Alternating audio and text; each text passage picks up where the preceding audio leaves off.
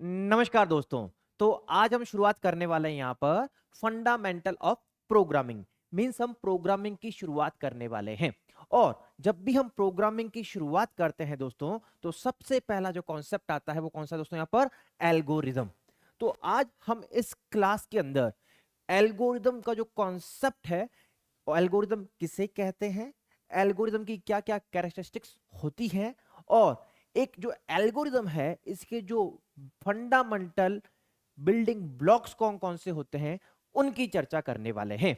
और साथ ही साथ जो इस पर बनने वाले क्वेश्चंस हैं, चाहे वो PYQ या फिर MCQ क्वेश्चंस हो, उनकी भी चर्चा करने वाले हैं। तो चलिए शुरुआत करते हैं दोस्तों और समझते हैं कि एल्गोरिदम किसे कहते हैं। अभी तक आपने सिर्फ और सिर्फ डेफिनेशन को पढ़ा होगा या रटा होगा, लेकिन अब एल्गोरिदम किसे कहते हैं हम एक एक पॉइंट को बहुत अच्छे से समझने वाले हैं।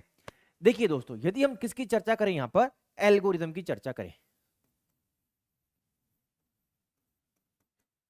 तो हम बोलते हैं साहब step by step solution of a problem. मेरी बात को बिल्कुल ध्यान से सुनना। यदि हम बात करें किसकी, डेफिनेशन की, step by step solution of a problem, यही हम कहते हैं साहब। अब यहां पर बात की आती है साहब ये प्रॉब्लम है क्या, और यदि बातचीत करें इसी को हम हिंदी में क्या कहेंगे साहब? एक समस्या का या किसी समस्या क्या, किसी समस्या का, समस्या मतलब दोस्तों वही प्रॉब्लम, किसी समस्या का स्टेप बाय स्टेप, किसी समस्या का स्टेप बाय स्टेप, जिसको बोलते दोस्तों क्या? चरणबद्ध, किसी समस्या का स्टेप बाय स्टेप समाधान, दोस्तों क्या कहलाता है हमारा? एल्गोरिदम। अब आप कहोगे सर ये डेफिनेशन तो हम कई बार देख चुके हैं, पढ़ चुके हैं और सुन चुके हैं, लेकिन आज हम बातचीत करने वाले हैं दोस्तों कि प्रॉब्लम आखिर होती क्या है।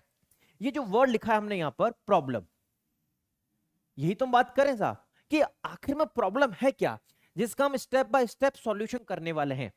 यदि हम बातचीत करें, हमने क्या कहा साहब? एल्गोरिदम किसे कहते हैं। यदि एग्जाम में क्वेश्चन आता है what do you mean by algorithm, या फिर dash means step by step solution of a problem, किसी समस्या का स्टेप बाय स्टेप समाधान। अब बातचीत आती है साहब ये प्रॉब्लम क्या है। फॉर एग्जाम्पल, अब मेरी बात को समझना, जैसे हमें क्या करना है, देखो प्रॉब्लम दिया हुआ यहां पर, ये यही तो प्रॉब्लम है जिसका हमें स्टेप बाय स्टेप समाधान करना है। यदि बात करें प्रॉब्लम क्या है, calculate the square of a number. हमें एक नंबर दिया हुआ है और उसका हमें क्या कैलकुलेट करना है दोस्तों? हमें कैलकुलेट करना है उसका स्क्वायर। हम जानते हैं दोस्तों किसी भी नंबर का स्क्वायर क्या होता है? उसी नंबर को उसी से मल्टीप्लाई करना। अब बातचीत आ रही है सर कि एल्गोरिदम किसे कहेंगे, स्टेप बाय स्टेप सॉल्यूशन कैसे होगा। तो मेरी बात को बिल्कुल ध्यान से सुनना। हम सबसे पहले एक एल्गोरिदम की शुरुआत करते हैं, तो स्टेप वन मतलब हम शुरुआत करने वाले हैं साहब, हम शुरुआत कर रहे हैं, तो हम लिखते हैं स्टार्ट। मेरी बात को बिल्कुल ध्यान सुनना। अब स्टेप देखो, नेक्स्ट स्टेप, अगर नेक्स्ट स्टेप की चर्चा करें तो हम क्या करेंगे साहब? सबसे पहले एक नंबर लेंगे, है ना? तो input a number, input a number, सबसे पहले हमें नंबर लेना पड़ेगा। मान लीजिए हमने एक नंबर ले लिया n। अब मेरी बात को समझना, हम देखो स्टेप बाय स्टेप सॉल्यूशन कैसे कर रहे हैं। ये हमें एक प्रॉब्लम दिया हुआ है, मींस हमें एक स्टेटमेंट दी हुई है, एक समस्या दी हुई है। ये समस्या छोटी या बड़ी किसी भी प्रकार की हो सकती है, हमें इसका समाधान करना है। यदि हम बातचीत करें नेक्स्ट स्टेप, कि आपने शुरुआत कर दी, आपने क्या किया, एक नंबर ले लिया, अब आपको उसका क्या कैलकुलेट करना है दोस्तों? स्क्वायर। तो हम क्या करेंगे यहां पर? हम करेंगे कंप्यूट रिजल्ट बराबर n multiply by n। Means हमने जो नंबर लिया था उससे उसी से ही मल्टीप्लाई करेंगे, तो इससे क्या आ जाएगा दोस्तों? उसका स्क्वायर। इसमें साइन कर लिया। देन जो हमने स्क्वायर निकाला है दोस्तों, जो हमने स्क्वायर निकाला है, इसको क्या करेंगे दोस्तों? हम यहां पर प्रिंट करेंगे। तो प्रिंट रिजल्ट, और सारा काम करने के बाद हम क्या कर देंगे दोस्तों? यहां पर स्टॉप कर देंगे। तो आप मेरी बात को समझ रहे होंगे दोस्तों, देखो यहां पर हमारे पास एक प्रॉब्लम थी, calculate the square of A number. हमें एक नंबर दिया हुआ है, इसका स्क्वायर कैलकुलेट करना है, इसका वर्ग कैलकुलेट करना है दोस्तों। तो हमने फर्स्ट स्टेप लिया स्टार्ट, फिर हमने एक नंबर लिया, देन हमने कैलकुलेट किया उसका स्क्वायर, उस स्क्वायर को प्रिंट किया और प्रोग्राम को स्टॉप किया। तो आपने देखा हमने यहां पर कितने स्टेप्स फॉलो किए, यहां पर 5। सबसे पहला स्टेप यही लेना था, इसके बाद नेक्स्ट स्टेप यही लेना था। तो हमने क्या कहा दोस्तों कि एल्गोरिदम किसे कहते हैं। मेरी बात को बिल्कुल ध्यान से सुनना, यह परिभाषा किस प्रकार से बनी हुई है। स्टेप बाय स्टेप सॉल्यूशन, है ना। स्टेप बाय स्टेप जो समाधान कर रहे हैं ना, चरणबद्ध तरीके से समाधान कर रहे हैं, किसका, किसी प्रॉब्लम का। तो एग्जाम में क्वेश्चन आ सकता है ना। Dash means step by step solution of a problem. हो सकता है जो ये लैंग्वेज है ये अलग लिखी हुई हो, लेकिन अर्थ यही रहने वाला है। तो हमने अभी तक यह समझा दोस्तों कि आखिर एल्गोरिदम कहते किसे हैं। तो देखिए ये हमारे पास एक प्रॉब्लम थी, स्टेप बाय स्टेप सॉल्यूशन किया किसका हमने, इस प्रॉब्लम का। तो देखो ये हो गया ना step by step solution of a problem. अब नेक्स्ट पॉइंट ये आता है दोस्तों, ये जो शब्द है, ये जो टर्म है एल्गोरिदम, ये आया कहां से दोस्तों। तो यदि मेरी बातचीत को बिल्कुल ध्यान से सुनना, हमारे पास है ना, अगर हम बात करें ओरिजिन ऑफ वर्ड या फिर हम बात करें टर्म एल्गोरिदम, ये जो एल्गोरिदम शब्द है हमारे सामने, यह आया कहां से दोस्तों। तो याद रखना एक पर्शियन मैथमेटिशियन थे, मींस एक फारसी गणितज्ञ थे, जिनका नाम था अबू अब्दुल्ला मोहम्मद मूसा अल ख्वारिजमी, है ना। आपको ये नाम याद रखना है। हो सकता है आपसे एग्जाम में पूछा जाए कभी कि जो एल्गोरिदम जो है, जो टर्म एल्गोरिदम है, वो किसके नाम से आया था। तो याद रखना दोस्तों, एक फारसी गणितज्ञ जिसको बोलते हैं पर्शियन मैथमेटिशियन, है ना, एक फारसी गणितज्ञ थे जिसका क्या नाम था दोस्तों, अबू अब्दुल्ला मोहम्मद मूसा अल ख्वारिजमी। तो आप देख रहे होंगे दोस्तों यहां पर एक वर्ड लिखा हुआ है, कौन सा दोस्तों, वर्ड लिखा हुआ है अल ख्वारिजमी। दोस्तों मेरी बात को बिल्कुल ध्यान से सुनना, ये जो फारसी गणितज्ञ हैं अल ख्वारिजमी, अगर हम बात करें दोस्तों, अगर इसका लेटिन ट्रांसलेशन करें, अगर हम बात करें जो ये वर्ड लिखा हुआ है कौन सा दोस्तों, अल ख्वारिजमी, है ना, ये जो फारसी गणितज्ञ थे इसमें लिखा हुआ है अल ख्वारिजमी। तो ये अल ख्वारिजमी का जब हम लेटिन ट्रांसलेशन करते हैं, जिसका अर्थ क्या निकल के आता है दोस्तों, यहाँ पर एल्गोरिदम। यदि हम बातचीत करें दोस्तों यहाँ पर अल ख्वारिजमी जो लिखा हुआ है, इसका यदि हम लेटिन ट्रांसलेशन करते हैं वो क्या होता है दोस्तों, यहाँ पर एल्गोरिदम। तो याद रखिएगा दोस्तों, जो हमारे पास शब्द है कौन सा, एल्गोरिदम, इसकी उत्पत्ति कैसे हुई थी। तो हमारे पास एक फारसी गणितज्ञ, मतलब हमारे पास एक पर्शियन मैथमेटिशियन थे, जिनका क्या नाम था, अबू अब्दुल्ला मोहम्मद मूसा अल ख्वारिजमी। तो यहां पर शब्द है अल ख्वारिजमी, जिसका यदि हम लेटिन ट्रांसलेशन करते हैं, जिसका अर्थ क्या होता है दोस्तों, यहां पर एल्गोरिदम। तो किस प्रकार से एल्गोरिदम शब्द की उत्पत्ति हुई थी ये भी आपको पता चल गया। आगे बढ़ते हैं दोस्तों, यहां पर नेक्स्ट बहुत ही इंपॉर्टेंट पॉइंट एग्जाम की दृष्टि से, और वो पॉइंट क्या है दोस्तों यहां पर, है ना, एल्गोरिदम कैरेक्टरिस्टिक्स। एल्गोरिदम कैरेक्टरिस्टिक्स,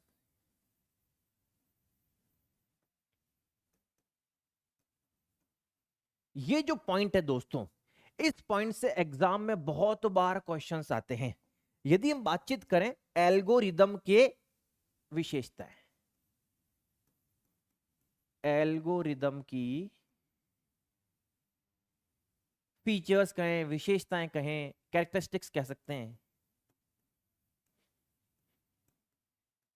तो याद रखना एक एल्गोरिदम की वैसे विशेषताएं तो बहुत सारी होती हैं, लेकिन मुख्य रूप से जो आपके एग्जाम में पूछी जाती हैं वो टोटल 5 कैरेक्टरिस्टिक्स हैं एक एल्गोरिदम की। मेरी बात को बहुत अच्छे से याद रखिएगा दोस्तों, एग्जाम में आपसे क्वेश्चन पूछा जा सकता है कि विच of the following is not a characteristic of a good algorithm. निम्न में से कौन एक अच्छी एल्गोरिदम की विशेषता नहीं है।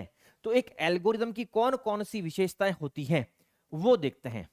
सबसे पहले दोस्तों अगर हम बातचीत करें, आपने देखा था ना, मैंने यहां पर जब एक प्रॉब्लम थी हमारे पास, calculate the square of a number, तो सबसे पहले मैंने एक नंबर लिया, मीन्स हमने क्या लिया दोस्तों यहाँ पर इनपुट, और इनपुट में भी क्या लिया मैंने, नंबर लिया था। तो याद रखना दोस्तों, एक एल्गोरिथम की जो विशेषता है उसमें सबसे पहली आती है दोस्तों क्या यहाँ पर, well defined, well defined input. अगर आप बात करेंगे वैसे देखेंगे तो आपको कई जगह पर सिर्फ लिखा हुआ मिलेगा इनपुट। एल्गोरिथम की जो विशेषताएं हैं उनमें से क्या मिलेगा, सिर्फ और सिर्फ आपको इनपुट। लेकिन मेरी बात को याद रखना, मैंने वेल डिफाइंड क्यों लिखा है ये मैं आपको आगे चल के इसी क्लास में बहुत अच्छे से समझाने वाला हूं। मैं आपको रटवाने वाला नहीं हूं, एक एक कॉन्सेप्ट को बिल्कुल क्लियर करने वाला हूं। अगर हम बातचीत करें दोस्तों किसकी, जो नेक्स्ट हमारे पास कैरेक्टरिस्टिक है वो कौन सी है दोस्तों, आपने देखा कि हमारे पास प्रॉब्लम थी calculate the square of A number. तो सबसे पहले हमने एक नंबर लिया, मतलब हमने इनपुट लिया, तो हमने उसका जो रिजल्ट था उसको भी तो प्रिंट किया था। मींस हमने कुछ ना कुछ क्या दिया था दोस्तों, आउटपुट। ठीक है, लेकिन उसके लिए भी मैं यहां पर क्या वर्ड लिख रहा हूं, यहां पर वेल डिफाइंड, क्या लिख रहा हूं यहां पर, वेल डिफाइंड आउटपुट। ऐसा क्यों लिख रहा हूं वो भी मैं आपको समझाने वाला हूं दोस्तों। अब मेरी बात को थोड़ा समझने की कोशिश करना।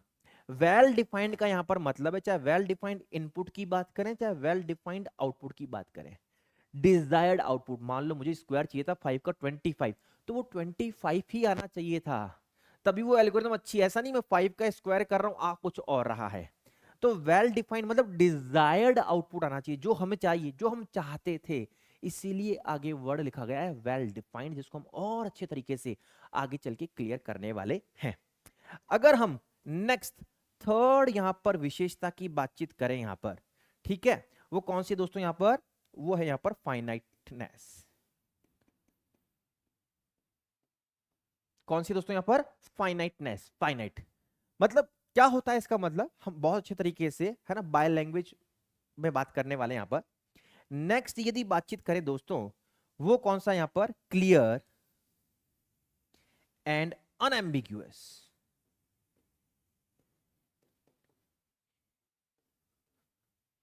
जिसको हम बोल सकते हैं दोस्तों यहां पर क्या, डिफाइननेस। याद रखना, इसको हम और क्या कह सकते हैं, क्योंकि एग्जाम में इसी तरह से क्वेश्चन आएंगे।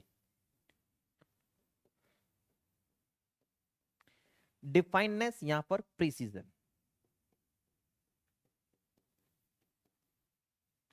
इसका मीनिंग भी हम समझने वाले हैं, इसका अर्थ क्या होता है। और फिफ्थ जो हमारे पास कैरेक्टरिस्टिक जो विशेषता है वो कौन सी दोस्तों, इफेक्टिवनेस।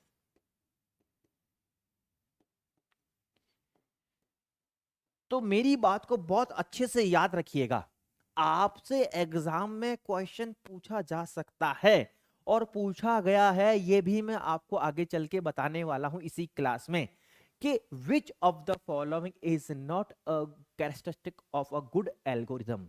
निम्न में से कौन एक अच्छी एल्गोरिथम की विशेषता नहीं है। हम बात कर रहे हैं अच्छी जो एल्गोरिथम होगी उसमें क्या क्या विशेषताएं होंगी। याद रखना, एग्जाम में सिर्फ इतना भी दिया जा सकता है, वेल डिफाइंड। एल्गोरिथम कैसी होनी चाहिए, वेल डिफाइंड। मींस उसमें इनपुट कैसा होना चाहिए, वेल डिफाइंड।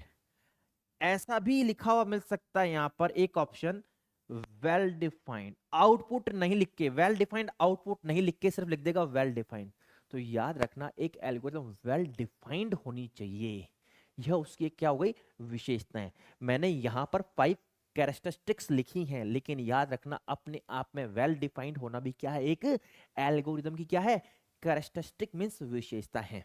अब एक एक को बहुत अच्छे तरीके से यहां पर क्लियर करने वाले हैं। चलिए दोस्तों, सबसे पहले बातचीत करते हैं जो हमारे पास फर्स्ट कैरेक्टरिस्टिक है दोस्तों, वो कौन सी है यहां पर, well defined, well defined input. अब मेरी बात को बिल्कुल ध्यान से समझना दोस्तों, वेल डिफाइंड का मतलब होता है यहां पर डिजायर्ड। क्या होता है दोस्तों, डिजायर्ड। डिजायर्ड मतलब जो हम चाहते हैं या चाहते थे।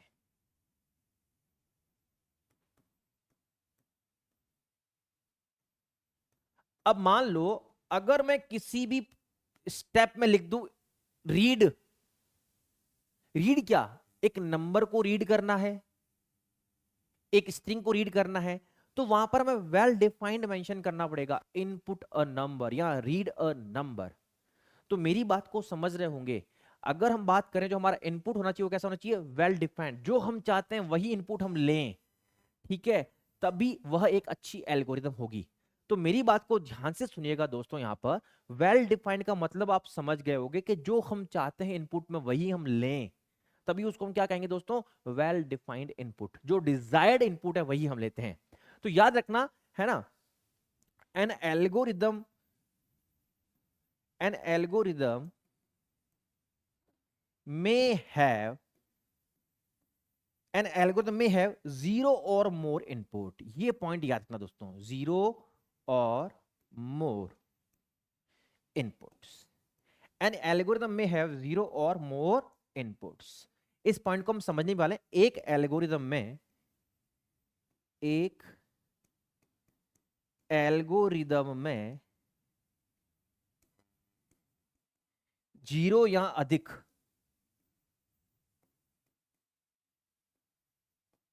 जीरो या अधिक, जीरो या अधिक इनपुट हो सकते हैं।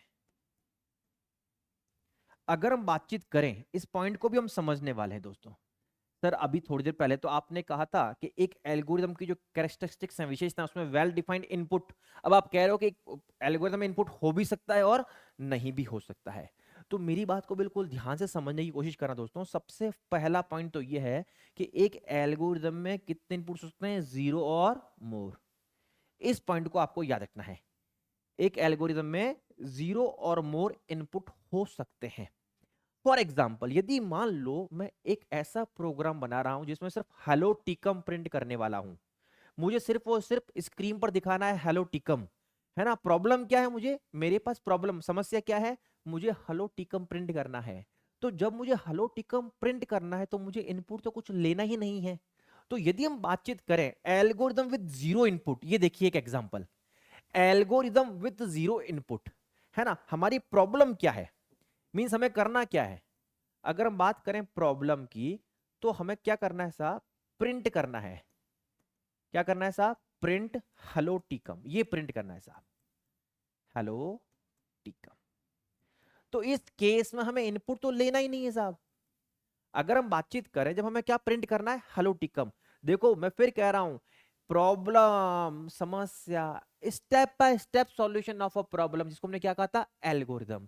तो यहां हम बात करें एल्गोरिदम विद जीरो इनपुट्स। आप कहोगे सर एक एल्गोरिदम में जीरो इनपुट्स कैसे होंगे। तो यदि मुझे सिर्फ और सिर्फ क्या करना हो, हेलो टिकम प्रिंट करना हो, उस केस में फर्स्ट स्टेप क्या होगा, स्टार्ट। हम सबसे पहले स्टार्ट करेंगे एल्गोरिदम को। सेकंड स्टेप हम क्या करेंगे, प्रिंट करेंगे किसको, हेलो टिकम को। ये हमारा काम हो चुका है। और हम क्या करेंगे यहाँ पर, स्टॉप। तो देखो यहाँ पर step by step solution of a problem. यहां पर हमने क्या किया, स्टेप बाय स्टेप सॉल्यूशन किया, किसका दोस्तों, प्रॉब्लम का। और इसी को क्या कहा जाता है दोस्तों, एल्गोरिदम। क्या कहा जाता है, इसी को ही एल्गोरिदम कहा जाता है। तो मेरी बात को याद रखना, अगर हम बातचीत करें यहां पर कि अगर हमें एक एल्गोरिदम में कितने इनपुट हो सकते हैं, जीरो इनपुट हो सकते हैं और जीरो से अधिक। जैसे कि हमने एक एग्जांपल भी देखा था पहले कि calculate the square of a number. एक नंबर हमने तो इनपुट कितना लिया था, single input, algorithm with one input.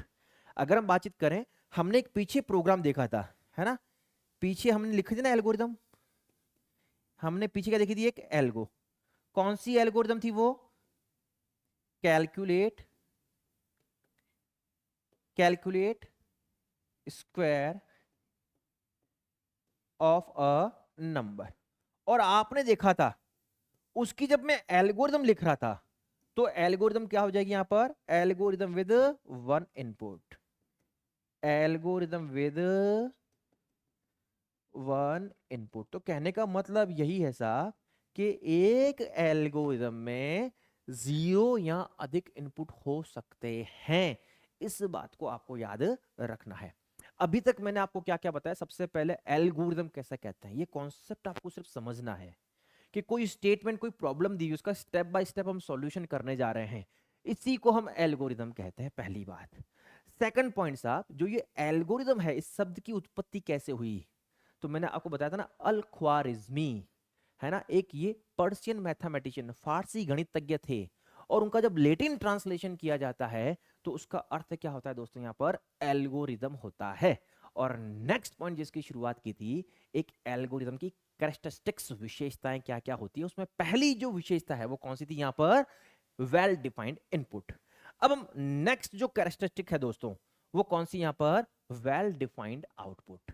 मैं फिर कह रहा हूं, जो जो पॉइंट मैं आपको एक्सप्लेन कर रहा हूं, जिसमें मैं समय ले रहा हूं, यहां से एग्जाम में क्वेश्चंस बनते हैं। ठीक है दोस्तों, तो जो नेक्स्ट हमारे पास कैरेक्टरिस्टिक है वो कौन सी दोस्तों, यहां पर वेल डिफाइंड आउटपुट। कौन सी दोस्तों, well defined output. Well defined output.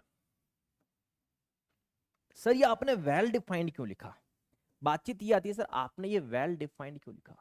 देखो वेल डिफाइंड का मतलब है डिजायर्ड, जो आप चाहते थे।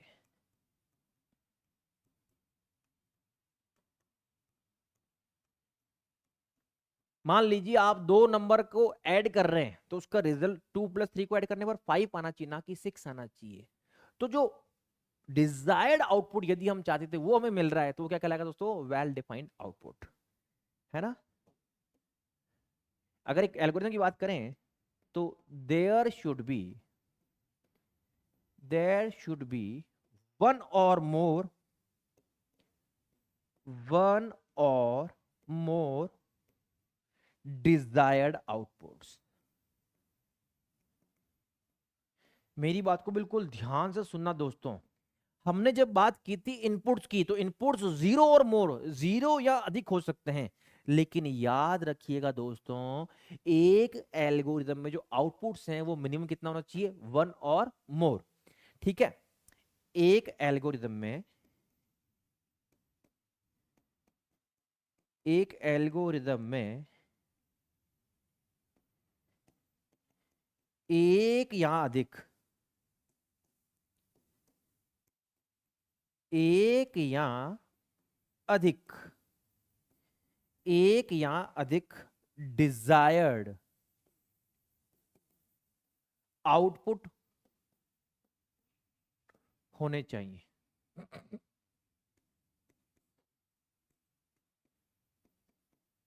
मान लीजिए मैंने टू नंबर्स का सम प्रिंट किया तो एक ही आउटपुट आया, लेकिन यदि मैं यूजर से टू नंबर्स लेता हूं, लेकिन एट द सेम टाइम मैं सारे बेसिक अर्थमेटिक ऑपरेशंस को परफॉर्म करता हूं, एडिशन भी प्रिंट करवा रहा हूं, सबट्रैक्शन भी प्रिंट करवा रहा हूं, मल्टीप्लीकेशन भी प्रिंट करवा रहा हूं, डिवीजन भी, तो आपने देखा कि यहां पर यदि हम एक ही आउटपुट, जैसे हेलो प्रिंट किया, सिंगल आउटपुट था, टू नंबर्स का स्क्वायर प्रिंट किया, सिंगल आउटपुट था, टू नंबर्स का एडिशन प्रिंट किया, सिंगल आउटपुट, लेकिन हो सकता है हम एडिशन, सब्ट्रैक्शन, मल्टीप्लिकेशन, डिवीजन सारे एक साथ प्रिंट कर रहे हों, सबको एक साथ कैलकुलेट करके दिखा रहे हों।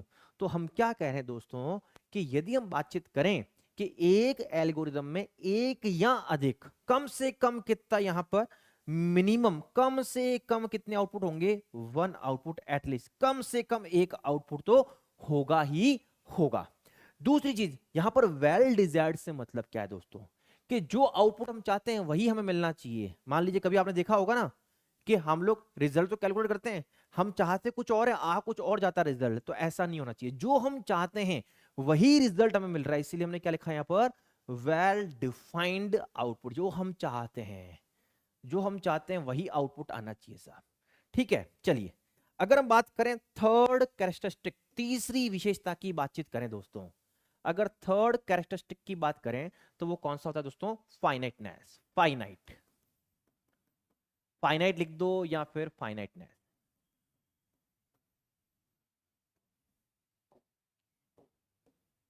अगर हम बातचीत करें,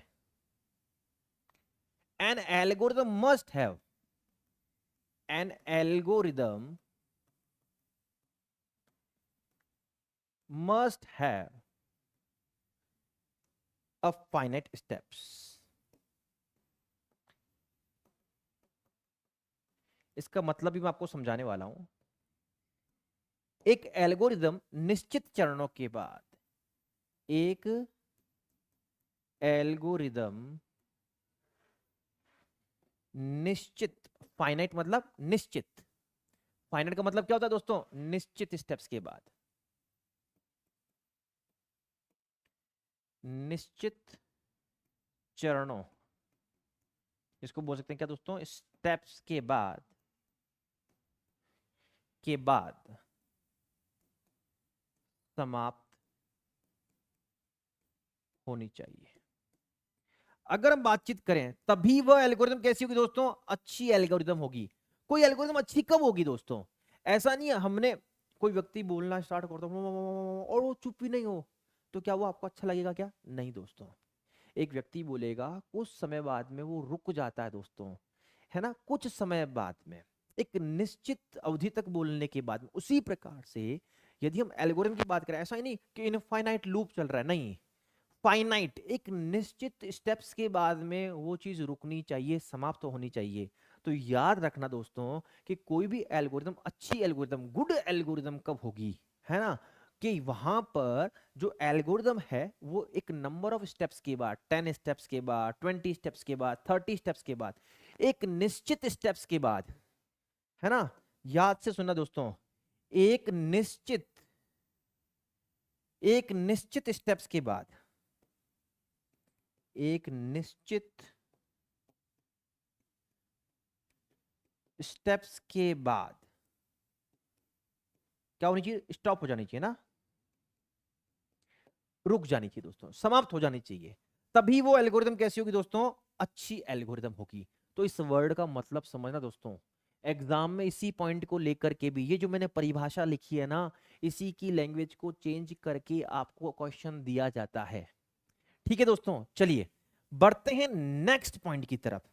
तो नेक्स्ट हमारे पास जो कैरेक्टरिस्टिक विशेषता है दोस्तों, वो कौन सी है यहां पर, क्लियर, क्लियर एंड अनएम्बिग्यूअस।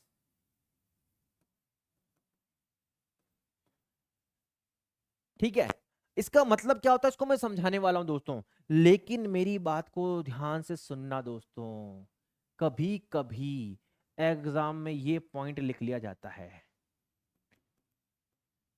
डिफाइननेस, या फिर इसको बोल सकते हैं दोस्तों क्या, प्रिसीजन। अब दोस्तों सबसे पहले बात करते हैं कि कोई algorithm clear and unambiguous, ambiguous कैसे होगी। मान लीजिए हमने कहा साहब इनपुट, जैसे हम एक स्टेप में लिख दें क्या दोस्तों, यहां पर कोई स्टेप लिख रहे हैं, मान लीजिए हम लोग यहां पर कोई हमने स्टेप लिख दिया इनपुट, स्टेप लिख दिया हमने क्या दोस्तों यहां पर, इनपुट। भैया इनपुट क्या, या फिर हम ऐसे लिख दें स्टेप के अंदर, स्टेप के अंदर क्या लिख दें दोस्तों यहां पर, रीड। अरे भैया रीड क्या, हमें नंबर रीड करना है, रीड क्या करना है, इनपुट क्या लेना है हमें। अगर हमें ये चीज क्लियर ही नहीं होगी कि इनपुट क्या लेना है, भैया नंबर लेना है, इनपुट क्या लेना है, स्ट्रिंग लेनी है, नंबर लेना है, या कुछ और, ये चीज यहां से क्लियर हो रही है क्या, इनपुट। यदि मैं एक स्टेप में लिख दूं इनपुट, हमें लिखना पड़ेगा इनपुट और नंबर, इनपुट और नेम, हमें क्लियर लिखना, स्पष्ट रूप से लिखना है दोस्तों। कैसा लिखना है यहां पर, क्लियर का मतलब क्या होता है दोस्तों, यहां पर बिल्कुल स्पष्ट होना चाहिए। कैसा होना चाहिए, स्पष्ट होना चाहिए, उसका कुछ ना कुछ अर्थ निकलना चाहिए दोस्तों, एक ही अर्थ निकलना चाहिए। यहां पर एक अर्थ निकल रहा है क्या, एक से ज्यादा हो सकता है, हमें एक नंबर लेना हो सकता है हमें किसी का नाम लेना हो। भाई इनपुट में क्या लेना, नंबर ले सकते हैं, किसी का नाम ले सकते हैं, कोई फ्लोटिंग पॉइंट नंबर ले सकते हैं।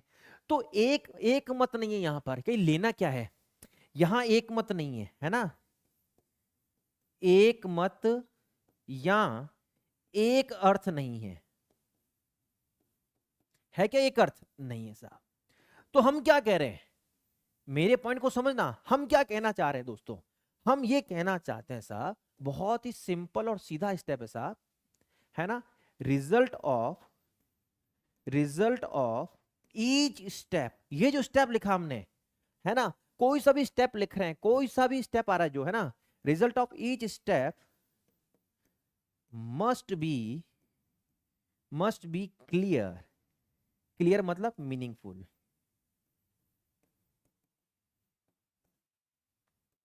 एंड ओनली वन, किसी भी स्टेप का जो रिजल्ट है ना, उसका जो अर्थ है वो दोस्तों एक ही होना चाहिए। प्रत्येक चरण, प्रत्येक स्टेप स्पष्ट एवं एक मत, एक मत होना चाहिए। ये ध्यान रखना दोस्तों, बहुत ही इंपॉर्टेंट पॉइंट है, क्योंकि कई बार ये पॉइंट लिख लेते हैं और पूछते हैं उसको क्या बोलते हैं, डिफाइननेस। डिफाइन होना चाहिए भाई, हम क्या ले रहे हैं, बिल्कुल प्रिसाइज होना चाहिए, बिल्कुल प्रिसाइज, हर एक स्टेप को बिल्कुल प्रिसाइज लिखना है। मेरी बात को समझना, डिफाइन होना चाहिए, बिल्कुल प्रिसाइज, अनएम्बिग्यूटी नहीं होनी चाहिए, कंफ्यूजन वाला नहीं होना चाहिए, है एम्बिग्यूटी नहीं होनी चाहिए उसमें, कंफ्यूजन, अनएम्बिग्यूअस होना चाहिए। यहां पर एम्बिग्यूअस नहीं होना चाहिए, कैसा होना चाहिए, अनएम्बिग्यूअस होना चाहिए, बिल्कुल स्पष्ट होना चाहिए। एम्बिग्यूटी है, थोड़ा सा सोचने वाला नहीं होना चाहिए, है ना, प्रॉब्लम क्रिएट करने वाला नहीं होना चाहिए, समस्या नहीं क्रिएट होनी चाहिए उससे। तो याद रखना, यहां पर हम क्या कह रहे हैं, प्रत्येक जो स्टेप है वो कैसा होना चाहिए दोस्तों, बिल्कुल क्लियर होना चाहिए। पहली बात क्लियर, जिसका एक ही अर्थ निकलना चाहिए, एक मतलब एक ही अर्थ, एक ही अर्थ। बिल्कुल हमें हर एक स्टेप को प्रॉपर डिफाइन करना है, बिल्कुल प्रिसाइज मैनर में लिखना है। तो आप समझ गए होंगे डिफाइननेस क्यों लिखा, प्रिसीजन क्यों लिखा यहाँ पर। ठीक है, कोई भी स्टेप हम ले रहे हैं एल्गोरिथम में, कोई भी स्टेप हो, एवरी स्टेप, प्रत्येक स्टेप जो है बिल्कुल क्लियर होना चाहिए, एम्बिग्यूटी नहीं होना चाहिए, अनएम्बिग्यूअस होना चाहिए, यानी कि वह स्पष्ट होना चाहिए और एक मत, जिसका एक ही अर्थ निकल रहा हो दोस्तों, बिल्कुल मीनिंगफुल होना चाहिए। ठीक है, तो आई होप मेरी बात आपको समझ में आ रही है, मैं क्या कहना चाह रहा हूं। एग्जाम में इन्हीं पॉइंट्स को खींच खींच के क्वेश्चन बनते हैं, इसीलिए मैं आपको समझा रहा हूं दोस्तों। चलिए अब बात करते हैं हम लोग, जो नेक्स्ट फिफ्थ जो कैरेक्टरिस्टिक है, विशेषता है दोस्तों, वो कौन सी यहां पर, इफेक्टिवनेस। आगे चल के हम पढ़ने वाले हैं जो एल्गोरिदम है, चाहे सॉर्टिंग की एल्गोरिदम की बात करें, सर्चिंग की एल्गोरिदम की बात करें, तो वहां पर हम बात करेंगे दोस्तों with respect time, with respect space. तो यदि हम बातचीत करें दोस्तों इफेक्टिवनेस, प्रभावशील, है ना, प्रभावशाली से मतलब क्या होता है दोस्तों, यदि हम बातचीत करें, एक वर्ड होता है टाइम दोस्तों, समय, है ना, हमें कोई भी काम कम से कम समय में करना चाहिए और अच्छे तरीके से करना चाहिए, कम साधनों का उपयोग करते हुए। जैसे स्पेस, यहाँ पर स्पेस का मतलब है यहाँ पर मेमोरी से है।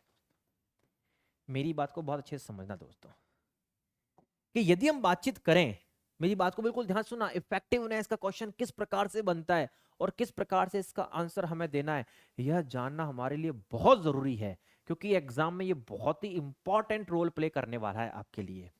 यदि बातचीत करें दोस्तों, कम समय में, कम समय में कोई एल्गोरिदम कम समय में एग्जीक्यूट होती है। ध्यान रखना दोस्तों, एग्जीक्यूट वर्ड याद रखना, सीधा इसका जो आंसर आता है एग्जीक्यूट मिलते ही इफेक्टिवनेस कैसे आएगा, मैं समझाने वाला हूं दोस्तों यहां पर। दूसरी बात दोस्तों, जिस भी एल्गोरिदम को हम जब एग्जीक्यूट करेंगे, है ना, तो वो कम स्पेस में, कम मेमोरी में, है ना,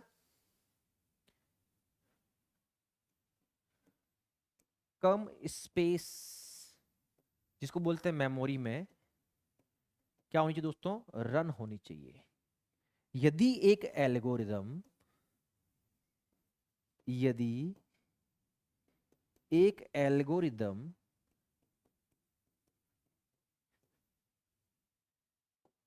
कम समय में एग्जीक्यूट होती है, कम समय में, इसी को तो प्रभाव डाल रही है ना अपना, कम समय में एग्जीक्यूट होती है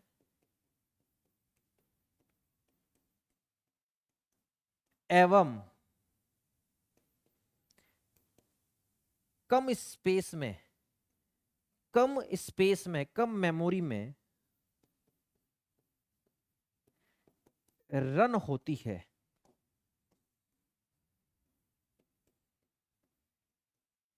तो वह एक अच्छी एल्गोरिदम है, और इसी चीज को बोलता है इफेक्टिवनेस।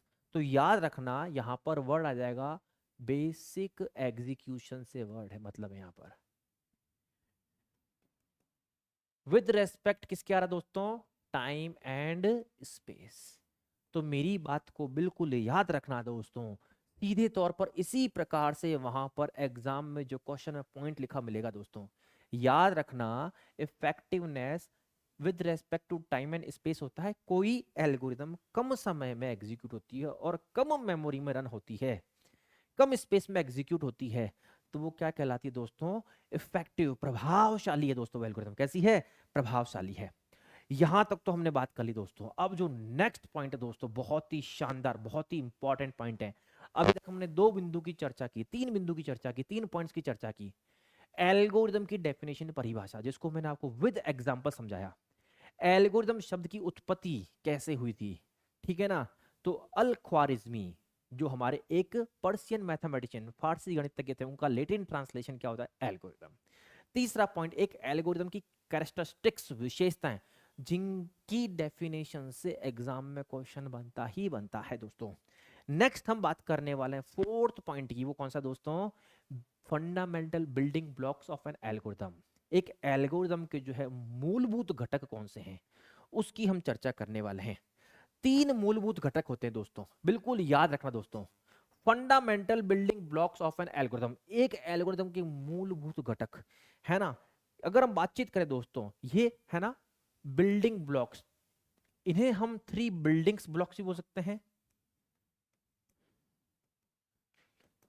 है तो बहुत सारे, जो फंडामेंटल मुख्य रूप से यही है बिल्डिंग ब्लॉक्स। अरे बिल्डिंग कोई बनाना तो कंस्ट्रक्ट भी तो बोल सकते हैं, या फिर इसको बोल सकते हैं थ्री कंस्ट्रक्ट्स। और इन दोनों ही शब्दों के लिए हम यहां पर एक शब्द का इस्तेमाल कर सकते हैं दोस्तों। वो कौन सा? यहां पर कंट्रोल स्ट्रक्चर। किस प्रकार से यहां से भी क्वेश्चन बनते हैं, मैं ये भी आपको बताने वाला हूं दोस्तों एग्जाम के अंदर। तो हमारे पास जो तीन कंस्ट्रक्ट्स हैं, यानी बिल्डिंग ब्लॉक्स हैं, वो कौन कौन से हैं? पहला है दोस्तों सीक्वेंस। देखो सीक्वेंस मतलब एक के बाद दूसरा, दूसरे के बाद तीसरा। हम लोग एक किसी विशेष क्रम की बातचीत करें दोस्तों। किसकी बात करें? एक एक सीक्वेंस की बातचीत करें, इसको बोलते हैं क्रम की चर्चा करें दोस्तों। या उसी को हम क्या कह सकते हैं? यहाँ पर अनुक्रम की बातचीत करते हैं। तो जो बिल्डिंग ब्लॉक है सीक्वेंस, इसका क्या अर्थ होता है इसको भी समझेंगे हम लोग यहाँ पर। दूसरा जो हमारे पास बिल्डिंग ब्लॉक है दोस्तों, वो कौन सा? यहाँ पर सिलेक्शन। यदि हम बातचीत करें, हमारे पास मोर देन वन चॉइस है और किसी एक चॉइस को ऑप्ट करना हो, जैसे यस और नो, ट्रू और फॉल्स, इफ एल्स, इस प्रकार की स्थिति जिसको बोलते हैं हम चयन करना। और लास्ट तीसरा जो हमारे पास यहाँ पर जो बिल्डिंग ब्लॉक है दोस्तों, वो कौन सा? यहाँ पर इटीरेशन, जिसे बोलते हैं रिपीटेशन या फिर लूपिंग। और इसी को हम क्या बोलते हैं दोस्तों? पुनरावृत्ति। तो हम इन तीनों बिल्डिंग ब्लॉक्स की चर्चा करेंगे और किस प्रकार से यहां से क्वेश्चन बनते हैं दोस्तों, उसकी भी चर्चा करने वाले हैं। चलिए, तो सबसे पहले हम बातचीत करते हैं दोस्तों, जो फर्स्ट फंडामेंटल, जिसको बोलते हैं बेसिक बिल्डिंग ब्लॉक, कौन सा दोस्तों? यहाँ पर सीक्वेंस। किसकी चर्चा कर रहे हैं यहाँ पर? सीक्वेंस। यानी हमारे पास एक फिक्स क्रम होगा, उसी क्रम के अंदर हम स्टेटमेंट्स को एग्जीक्यूट करने वाले हैं, या इसी को हम बोलते हैं अनुक्रम। A series of steps executed in order. जैसे मैं एक एग्जांपल समझाता हूं। आपने देखा होगा, मैंने एक प्रॉब्लम लिखी थी दोस्तों। कौन सी प्रॉब्लम लिखी थी? Calculate square of a number. अगर हम बातचीत करें, हमें एक नंबर का क्या कैलकुलेट करना था दोस्तों? स्क्वायर कैलकुलेट करना था। तो हमने क्या स्टेप फॉलो किया? सबसे पहले स्टेप वन को हमने क्या कहा दोस्तों? यहाँ पर स्टार्ट। सबसे पहले हमने शुरुआत की दोस्तों। शुरुआत करते ही सबसे पहले हमने क्या लिया? एक नंबर। तो देखो, हम इसको फर्स्ट स्टेप स्टार्ट, शुरुआत करते हैं। फिर जो नेक्स्ट स्टेप यहां पर आ रहा था दोस्तों, वो कौन सा आ रहा था? यहां पर हमारे पास input a number. Input a number N, हमको एक नंबर ले रहे थे एन। अब क्या कैलकुलेट करना है दोस्तों? स्क्वायर। तो हमने लिखा था यहां पर स्टेप 3 के अंदर, compute result n multiply by n. यानी कि हमें किसी अगर नंबर का स्क्वायर कैलकुलेट करना है तो इस प्रकार से, देन हम क्या कर रहे थे दोस्तों? इसको क्या कर रहे थे? प्रिंट कर रहे थे। क्या कर रहे थे दोस्तों? यहां पर प्रिंट, किसको प्रिंट कर रहे थे? रिजल्ट को, मींस स्क्वायर को। और जो लास्ट स्टेप था दोस्तों हमारे पास, वो क्या था? स्टॉप। तो आपने देखा दोस्तों, यहां पर हमारे पास क्या है दोस्तों? यहां पर सीरीज ऑफ स्टेप्स है, एक स्टेप्स की सीरीज है, और हमें इसी ऑर्डर में हम पहले स्टेप 1 को एग्जीक्यूट करेंगे, देन स्टेप 2 को, इसी क्रम में हम आगे बढ़ने वाले हैं, इसी क्रम में हम आगे बढ़ने वाले हैं दोस्तों। तो यदि हम बातचीत करें a series of steps executed in order, यानी कि हमारे पास जो निर्देशों की श्रृंखला है, जो स्टेप्स की श्रृंखला है, वो उसी ऑर्डर में एग्जीक्यूट हो रही है। Means all the instructions are executed one after another. जितने भी स्टेटमेंट्स हैं, जितने भी स्टेप्स हैं, वो one after another, one after another, एक खत्म होने के बाद शुरू हो रहा है दूसरा, दूसरा खत्म होने के बाद तीसरा, चौथा पहले के 3 खत्म होने के बाद शुरू हो रहे हैं। तो यदि हम बातचीत करें, है ना, सभी निर्देशों का एक के बाद एक निष्पादन मींस एग्जीक्यूशन होना, क्या कहलाता है? सीक्वेंशियल एग्जीक्यूशन कहलाता है। क्या कहलाता है दोस्तों? यहां पर सीक्वेंशियल एग्जीक्यूशन कहलाता है। तो याद रखना मेरी बात को। अगर हम बातचीत करें दोस्तों फंडामेंटल या फिर बेसिक बिल्डिंग ब्लॉक्स की, जिसको बोलते हैं एल्गोरिदम कंस्ट्रक्ट्स, कौन कौन से होते हैं, कंट्रोल स्ट्रक्चर, उसमें सबसे पहला कौन सा दोस्तों यहाँ पर? सीक्वेंस। कौन सा दोस्तों यहाँ पर? सीक्वेंस। अगर हम बातचीत करें किसकी, जो सेकंड हमारे पास एल्गोरिदम का क्या है दोस्तों यहाँ पर फंडामेंटल बिल्डिंग ब्लॉक है, वो कौन सा यहाँ पर? Selection choice. अगर हम चर्चा करें जहां पर भी केस हो किसका, यस या नो में से किसी एक को चूज करना हो, यहां पर हम इसी को बोल सकते हैं क्या दोस्तों? ट्रू या फॉल्स वाली स्थिति हो। या फिर हम बोल सकते हैं जहां पर भी इफ, यदि ऐसा है तो ऐसा करना, नहीं तो ऐसा। या फिर हम चर्चा करें दोस्तों किसकी? स्विच केस की चर्चा करें। ये हम आगे स्टडी करने वाले दोस्तों प्रोग्रामिंग के अंदर। If else, switch case, ladder if else. तो जहां कहीं भी हमें चयन करना है, एक से अधिक स्थिति है, उसमें से किसी एक स्थिति का चयन करके हमें आगे बढ़ना हो, है ना। मान लीजिए हमें 2 नंबर गिवन है, उनमें से हमें बताना है कि नंबर, कोई नंबर हमने लिया, मान लीजिए एक नंबर ही है हमारे पास, वो इवन है या ऑड। यदि इवन है तो हम चयन करेंगे इवन प्रिंट करो, नहीं तो हम कहेंगे ऑड प्रिंट करो। यस और नो, ट्रू और फॉल्स की बात करेंगे। तो making decision based on condition, हमारे पास क्या होगी दोस्तों? एक कंडीशन होगी। क्या होगी हमारे पास दोस्तों? एक कंडीशन होगी, यानी कि हमारे पास एक शर्त होगी दोस्तों। उस शर्त के आधार पर हमें क्या लेना है दोस्तों? निर्णय लेना है, सिलेक्शन करना है। तो उसके लिए हम जिस स्टेप का यूज करते हैं कौन सा दोस्तों? यहाँ पर सिलेक्शन। और यह भी एग्जाम की दृष्टि से इंपॉर्टेंट पॉइंट है। तीसरा जो हमारे पास basic construct means basic building block है दोस्तों, वो कौन सा है हमारे पास यहाँ पर? वो है यहाँ पर इटीरेशन, जिसको बोलते हैं रिपीटेशन, जिसको बोलते हैं लूपिंग। अगर हमारे पास एक बंच ऑफ स्टेटमेंट्स हैं, सर्टेन स्टेटमेंट्स हैं, वो बार बार एग्जीक्यूट हो रहे हैं, some statements are executing again and again, certain statements are executing again and again, कुछ स्टेटमेंट्स, कुछ स्टेप्स बार बार एग्जीक्यूट हो रहे हैं किसी कंडीशन, जब तक कंडीशन मेट नहीं होती। मैंने कहा हमें 1 से स्टार्ट करना और 5 तक प्रिंट करना, सबसे पहले 1 को प्रिंट किया, क्या 1 छोटा था 5 से, फिर हमने उसको इंक्रीज किया 2 से प्रिंट, है ना, 2 को प्रिंट किया, फिर आगे बढ़े 3 छोटा 5 से। हाँ, जब तक कोई कंडीशन नहीं मिलती है, यानी कि repetition until a condition is met. कुछ कथनों का कंडीशन के आधार पर बार बार एग्जीक्यूट किया जाता है दोस्तों। Certain statements are executed again and again based on some condition, हमें कोई कंडीशन दी हुई है, उस कंडीशन के आधार पर जो कुछ स्टेटमेंट्स, एक बंच ऑफ स्टेटमेंट्स हैं, वो बार बार एग्जीक्यूट हो रहे हैं। जब तक कि कंडीशन, शर्त नहीं मिल जाती, तब तक मैं एग्जीक्यूट करता हूं, उसको बोलते हैं दोस्तों रिपीटेशन, किसी काम को बार बार करना। ठीक है, तो यहां पर ये हमने किसकी चर्चा की दोस्तों? बेसिक बिल्डिंग ब्लॉक्स की चर्चा की। अब सबसे इंपॉर्टेंट पॉइंट, जो PYQ प्रीवियस ईयर्स के क्वेश्चन है दोस्तों, उसकी चर्चा करने वाले हैं। चलिए दोस्तों, तो ये रहा आज का पहला सवाल। देखो आपके सामने बिल्कुल साफ साफ दिया हुआ है, क्वेश्चन क्या कह रहा है बिल्कुल सुनिएगा। Which is not the characteristic of good algorithm. तो सबसे पहले एक अच्छी एल्गोरिदम की कैरेक्टरिस्टिक कौन कौन सी होती है पता होना चाहिए आपको। देखिए ये अधीनस्थ बोर्ड का जो सूचना सहायक का पेपर है 2018 का, उसमें आया हुआ सवाल है दोस्तों। कौन अच्छे एल्गोरिदम की विशेषता नहीं है? तो आपको पता है एक एल्गोरिदम की, अच्छे एल्गोरिदम की विशेषता कौन कौन सी होती है। यदि हम चर्चा करें गुड एल्गोरिदम की, तो उसकी विशेषताएं कौन कौन सी होती है? तो हमने कहा था well defined, well defined input, अगर आपको याद है तो। सेकंड हमने कहा था दोस्तों क्या, well defined, well defined output. क्या होगा, वेल डिफाइंड आउटपुट। तीसरा हमने कहा था फाइनाइट या फिर फाइनाइटनेस, ऐसे भी बोल सकते हैं। चौथा हमने कहा था दोस्तों क्या, क्लियर एंड अनएम्बिग्यूअस,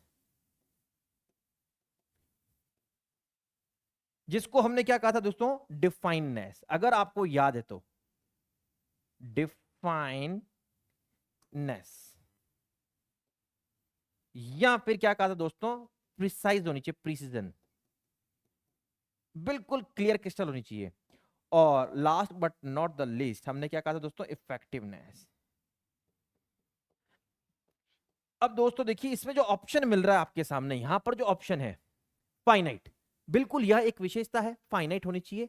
अनएम्बिग्यूअस, बिल्कुल दोस्तों अनएम्बिग्यूअस होनी चाहिए। गुड एल्गोरिथम की बातचीत करें, वेल डिफाइंड, देखिए वेल डिफाइंड, इसीलिए मैंने कहा था ये वेल डिफाइंड वर्ड आपको याद रखना। अब मेरी बात आपको समझ में आ रही होगी कि मैंने क्यों कहा था वेल डिफाइंड, कि well defined input, well defined output. लेकिन एक ऑप्शन देखा अनऑर्डर्ड। अगर हम बातचीत करें, एक एल्गोरिथम हमेशा ऑर्डर होनी चाहिए, अनऑर्डर्ड नहीं होनी चाहिए। तो इस क्वेश्चन का जो यहां पर आंसर रहने वाला है दोस्तों, वो क्या रहने वाला है दोस्तों, यहां पर ऑप्शन डी रहने वाला है।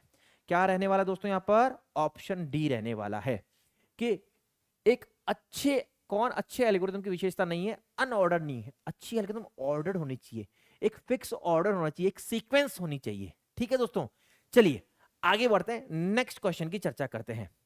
नेक्स्ट क्वेश्चन भी दोस्तों आरएसएसबी जो अधीनस्थ बोर्ड है, सूचना सहायक 2018 के अंदर ही आया हुआ क्वेश्चन है दोस्तों, आपके सामने दिख रहा है। जो क्वेश्चन क्या कह रहा है, which structure allows the program to make a choice between two alternate paths depending on the condition. देखो, अगर हम बातचीत करें मेक अ चॉइस, अगर हमें सिलेक्शन करना हो, क्या करना दोस्तों, चयन करना हो। अगर आपको याद है चॉइस मतलब क्या, अगर हम बात करें तो सिलेक्शन को हम क्या कह सकते हैं दोस्तों, सिलेक्शन को हम चॉइस कह सकते हैं या नहीं कह सकते। देखो, तो हमें अगर make a choice between two alternate paths, हमारे पास दो अलग अलग पाथ हैं, स्थिति के अनुसार दो वैकल्पिक मार्गों में से किसी एक विकल्प को चुनने के लिए किसका प्रयोग किया जाता है, तो उसके लिए प्रयोग किया जाता है दोस्तों किसका, यहां पर सिलेक्शन का प्रयोग किया जाता है। किसका प्रयोग किया जाता है, सिलेक्शन का प्रयोग किया जाता है। ये आपको पता है, इसलिए क्योंकि हमने अभी इस टॉपिक को कवर किया था, तो सीधे तौर पर हमें पता है इस क्वेश्चन का आंसर क्या रहने वाला है। ठीक है, आई होप दोस्तों मेरी बात आपको समझ में आ रही होगी। इटीरेशन का इस्तेमाल तब किया जाता है जब पुनरावृत्ति हो रही हो। क्या हो रही है दोस्तों, यहां पर पुनरावृत्ति हो रही हो, पुनरावृत्ति हो रही हो, यदि बार बार स्टेटमेंट्स है ना, अगर हम बात करें जो हमारे पास एक है ना, certain statements execute again and again, कुछ स्टेटमेंट्स हैं जो बार बार execute until a condition match, जब तक कि कोई कंडीशन मैच नहीं होती है। अगर सीक्वेंस की बात करें तो हमारे पास एक सीरीज ऑफ स्टेप्स हैं जो कि एग्जीक्यूट हो रहे हैं इन ऑर्डर में, एक विशेष क्रम में। चलिए बढ़ते हैं अगले सवाल की तरफ, नेक्स्ट क्वेश्चन की चर्चा करें दोस्तों। तो ये क्वेश्चन जो आपका देखो फिर एक एग्जाम में आया हुआ है, पीएसपीसीएल जेईई के एग्जाम में आया हुआ है। कह रहा है which of the following property of an algorithm states that the algorithm must terminate after a certain number of steps. Algorithm must terminate after a certain number of steps. कलन विधि का निम्नलिखित में से कौन सा गुणधर्म यह बताता है कि कलन विधि को चरणों की निश्चित संख्या के बाद समाप्त होना चाहिए। अगर बात करें फाइनाइटनेस, अगर आपको याद है तो फाइनाइट मतलब के फिक्स, जिसको बोलते हैं निश्चित। तो इस क्वेश्चन का अर्थ आपको वैसे भी समझ में आ रहा होगा, है ना। अगर हम बात करें फाइनाइटनेस का मतलब क्या होता है दोस्तों, है ना, an algorithm must terminate after finite steps, है ना, आफ्टर अ फाइनाइट, टर्मिनेट अगर हो जाता है, यदि कोई एल्गोरिथम जो है दोस्तों एक फाइनाइट स्टेप्स के बाद, निश्चित चरणों के बाद समाप्त होती है, इसे क्या कहा जाता है दोस्तों, इसे कहा जाता है क्या, फाइनाइटनेस। ये देखिए इस क्वेश्चन का आंसर, इस क्वेश्चन का आंसर क्या होगा, सीमिता। अगर मेरी बात को बिल्कुल ध्यान से सुनना, डिफाइननेस का मतलब क्या होता है दोस्तों? डिफाइननेस की बातचीत करें दोस्तों यहां पर, जिसको बोलते हैं clear and unambiguous. Result of each step must be clear and only one, that too meaningful, है ना? प्रत्येक चरण का अर्थ स्पष्ट और एक मत होना चाहिए, एक ही अर्थ निकलना चाहिए, उसे बोलते हैं डिफाइननेस, है ना?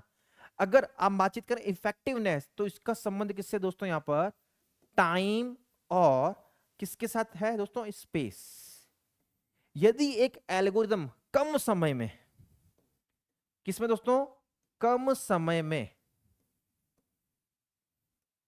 कम समय में एग्जीक्यूट हो रही है, कम समय में एग्जीक्यूट हो रही है और कम मेमोरी में रन हो रही है, कम मेमोरी में क्या हो रही है दोस्तों? रन हो रही है दोस्तों, उसे क्या कहा जाएगा दोस्तों? इफेक्टिवनेस, प्रभावकारिता। ठीक है, तो आई होप मेरी बात आपको समझ में आ रही है कि एग्जाम में किस प्रकार से क्वेश्चन बन रहे हैं। जो टॉपिक हमने कवर किया उसी टॉपिक में से लैंग्वेज को चेंज कर करके क्वेश्चन बनाए जा रहे हैं। चलिए दोस्तों, बढ़ते हैं आज के अगले सवाल की तरफ, नेक्स्ट क्वेश्चन की तरफ बढ़ते हैं दोस्तों। तो ये जो आप क्वेश्चन देख रहे हैं, ये भी देखो किसमें? यूपीपीसीएल असिस्टेंट अकाउंटेंट 2019 में आया हुआ क्वेश्चन है दोस्तों। Which one of the following properties of N algorithm, यदि हम बात करें एक एल्गोरिदम की कैरेक्टरिस्टिक्स, विशेषताएं, प्रॉपर्टीज, गुणधर्म एक ही बात है, विशेषता कहो या गुणधर्म कहो। Which one of the following properties of N algorithm ensures that each step of the algorithm is properly defined and the action to be performed are clearly specified। Algorithm के निम्नलिखित गुणों में से कौन सा गुण सुनिश्चित करता है कि एल्गोरिदम के प्रत्येक चरण को ठीक से परिभाषित किया गया हो, जिसका एक मत, है ना, एक अर्थ निकलता हो? मतलब वो कैसी होनी चाहिए? स्पष्ट होनी चाहिए। ये भी तो लिखा हुआ है, देखो एक अर्थ निकल रहा है मतलब स्पष्ट। ये देखो वर्ड में भी दिया हुआ है, क्वेश्चन के अंदर वर्ड दिया हुआ है दोस्तों। तो इसे क्या कहा जाएगा दोस्तों? इसे कहा जाएगा डिफाइननेस। तो आप मेरी बात को समझ रहे होंगे कि एग्जाम में किस प्रकार से क्वेश्चन पूछा जा रहा है और हमें क्या आंसर देना है। इनपुट एंड आउटपुट, जो well defined input, well defined output, zero और मोर इनपुट हो सकते हैं, वन और मोर आउटपुट हो सकते हैं। इफेक्टिवनेस मैंने अभी अभी बताया दोस्तों आपको कि कम समय में एग्जीक्यूट होती है यदि एल्गोरिथम और कम मेमोरी में रन होती है तो उसकी इफेक्टिवनेस, इसको बोलते हैं बेसिक एग्जीक्यूशन। फाइनाइटनेस मतलब होता है दोस्तों एक नंबर ऑफ स्टेप्स के बाद, एक फाइनाइट नंबर ऑफ स्टेप्स के बाद यदि एल्गोरिथम हमारी एंड होती है, स्टॉप होती है दोस्तों, समाप्त होती है, उसे क्या बोलते हैं? फाइनाइटनेस। बट यहां पर साफ साफ क्वेश्चन में कहा गया था प्रॉपरली डिफाइंड।